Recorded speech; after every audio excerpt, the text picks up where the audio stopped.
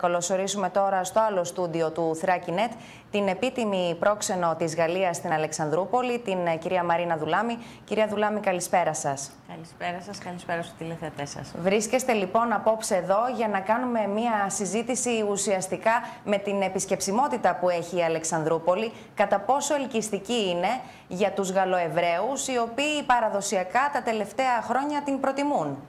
Ναι. Αυτό είναι μια πραγματικότητα. Τα 5 ή 6 τελευταία συναπτά έτη οι Γαλλοεβραίοι την έχουν ορίσει ως προορισμό την πόλη μας. Ίσως γιατί πληρεί κάποιες προϋποθέσεις, όπως είναι μια ήσυχη ασφαλής πόλη, που είναι η Αλεξανδρούπολη.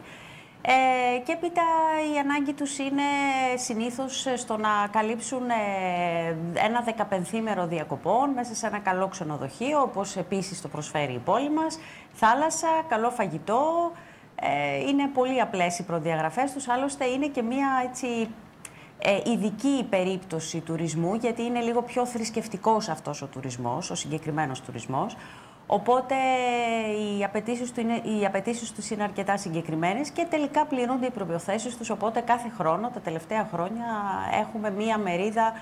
Δεν είναι καθόλου ευκατοφρόνητος, σαν αριθμός μιλάω πάντα. Ήταν η επόμενη ερώτησή μου, γιατί αριθμό μιλάμε.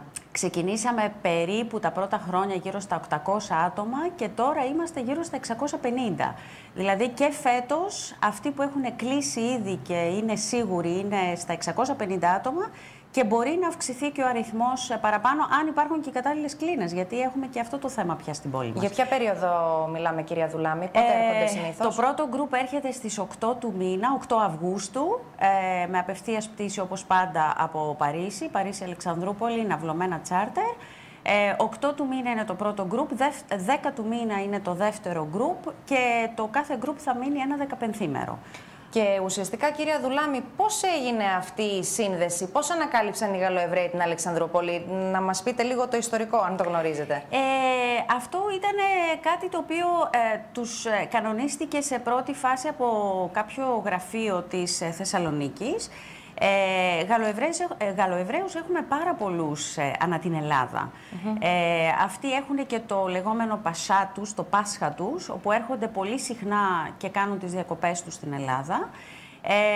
Κάποια στιγμή το πρακτορείο έφερε με κάποιες συνεννοήσεις, έφερε τον υπεύθυνο του γκρουπ εδώ, αυτός τέλος πάντων ο οποίος έχει το γραφείο και κανονίζει τα ταξίδια, στην Αλεξανδρούπολη, είδανε την πόλη, την άρεσαν και έτσι ξεκίνησε.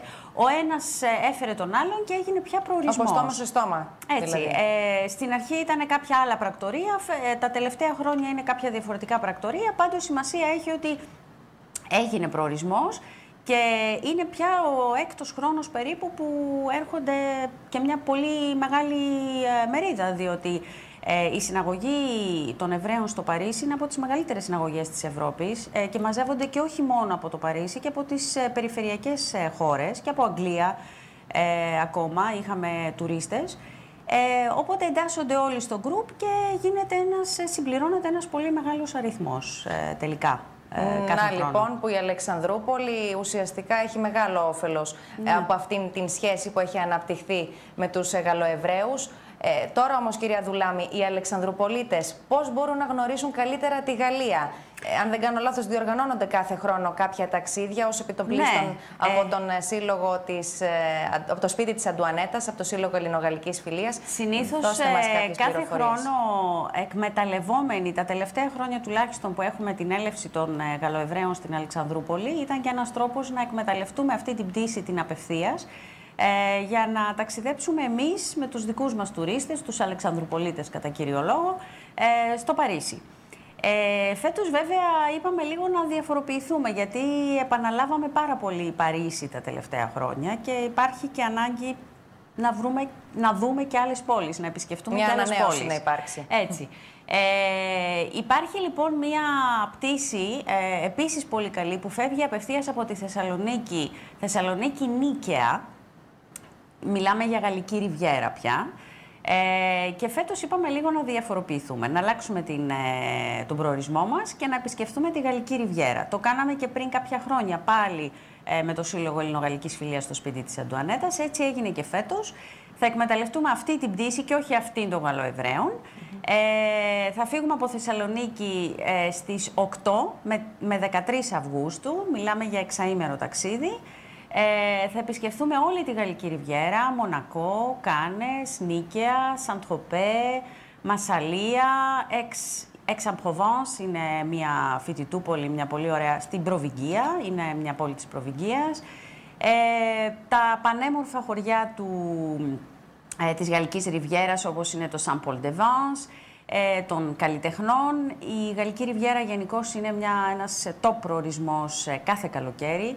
Έχει πάρα πολύ όμορφες πόλεις, πάρα πολύ όμορφα χωριά και φέτος είπαμε να αλλάξουμε λίγο την πορεία μας και να πάμε κατά εκεί. 8 με 13 Αυγούστου είναι μια καλή τιμή επίσης. Τη βρήκαμε σε μια πάρα πολύ καλή τιμή. Είναι 670 ευρώ κατά άτομο, που θεωρώ ότι είναι αρκετά ανταγωνιστική, γιατί πριν περίπου μια πενταετία που το κάναμε είχε γύρω στα 740-750 ευρώ η ίδια εκδρομή. Είναι εξαήμερη, θα μένουμε στις Κάνες, σε τετράστερο ξενοδοχείο, πολύ καλό που έχουμε ξαναμείνει πάλι και το γνωρίζουμε. Και θεωρώ ότι είναι ένας πολύ καλός προορισμός σε μια πολύ ανταγωνιστική τιμή. Συνήθως υπάρχει ανταπόκριση, κυρία Δουλάμη, από Αλεξανδρουπολίτες. Ναι, πολύ μεγάλη ανταπόκριση και ήδη που το ανακοινώσαμε υπήρχε μεγάλο ενδιαφέρον. Θεωρώ ότι η Γαλλία πάντα είναι πάντα τουριστικός προορισμός. Η Γαλλική Ριβιέρα επίσης είναι ένας τόπος ο οποίος προτιμείται πάρα πολύ από τους Έλληνες, γιατί έτσι είναι πολύ όμορφες περιοχές, όμορφα χωριά, όμορφες πόλεις. Το μόνο που έχω να πω, αν θέλει κόσμος να συμμετάσχει, μπορώ να δώσω κάποιο τηλέφωνο στο οποίο μπορούν να δηλώσουν συμμετοχή. Παρακαλώ. Είναι το 25510 33 33 8. Για όποιους θέλουν να συμμετάσχουν, μέχρι και 15-20 Ιουλίου μπορούν να δηλώσουν συμμετοχή. Σε 2 εβδομάδες δηλαδή περίπου, μέχρι τότε περίπου, μπορούν να δηλώσουν συμμετοχή. Περίπου αυτό, ναι.